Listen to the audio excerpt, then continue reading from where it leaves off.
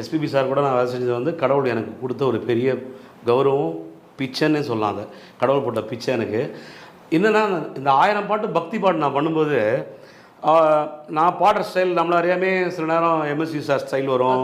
ஏன்னா எங்கள் அப்பா எம்எஸ்சி சார் கூட இருந்தாலும் எங்கள் அப்பாவுக்கும் கொஞ்சம் எம்எஸ்சி ரிசம்பன்ஸ்னால எஸ்பிபி சார் சொல்லுவார், டே நீ ட்ராக் போடும்போது அப்படியே எம்எஸ்சி சார் மாதிரியே நான் பாடும்போது அந்த டிம்பர் சொல்லுவார் அவர். அந்த சங்கதி நம்ம அது மாதிரியே பாடுவோம். ஏன்னா சில ராகங்கள் வந்து அவரை நம்மளை அறியாமலே வந்து அவரோட இன்ஸ்பிரேஷன் நமக்கு வரும்.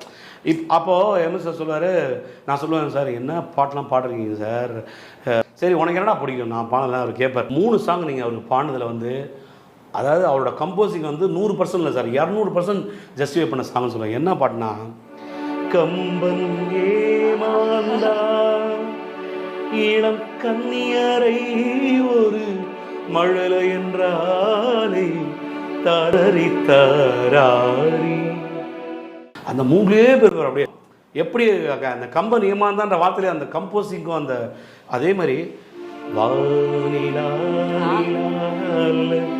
உன்வாரி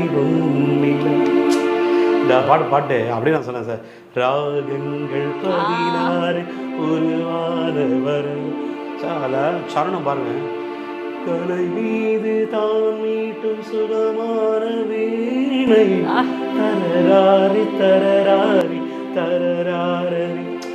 எந்த கம்போசரும் ஒரு பாட்டு லேர்ன் பண்ணும்போது நான் அடிக்கடி சொல்லுவேன், ஒன்று டானிக்கில் லேர்ன் பண்ணுவாங்க, இல்லை பாலை லேர்ன் பண்ணுவாங்க. இவர் எம்எஸ்சி ராஜா சார் எப்படின்னா, எம்எஸ்சி சார் அவரும் காலை லேர்ன் பண்ணுவாங்க, தாலை லேர்ன் பண்ணுவாங்க. கொஸ்டின் மார்க் அதெல்லாம் ஆக்சுவலாக சொர பிரகாரம் பார்த்தீங்கன்னா கொஸ்டின் மார்க் அது ஆக்சுவலாக எக்ஸ்க்ளமேட்டரி சொர சங்கீத சொரத்துலேங்க ஒவ்வொரு சொரத்துக்கும் ஒவ்வொரு குணாதிசயம் இருக்கு. இப்போ ரிலாக்ஸேஷன், ஏகாந்தம், மா வா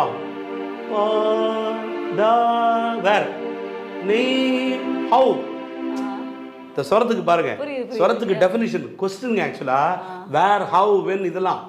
இவரு கலை மாது தான் மீட்டும் சுகமான வீணை தரிராரி தரராரி தரராரி கா தரேரார தரராரி நானி தானான ஆதார ஸ்ருதி கொண்டு வீணையம்மா தரேரார தரனான தான தரேராரி தாராரி தாராரி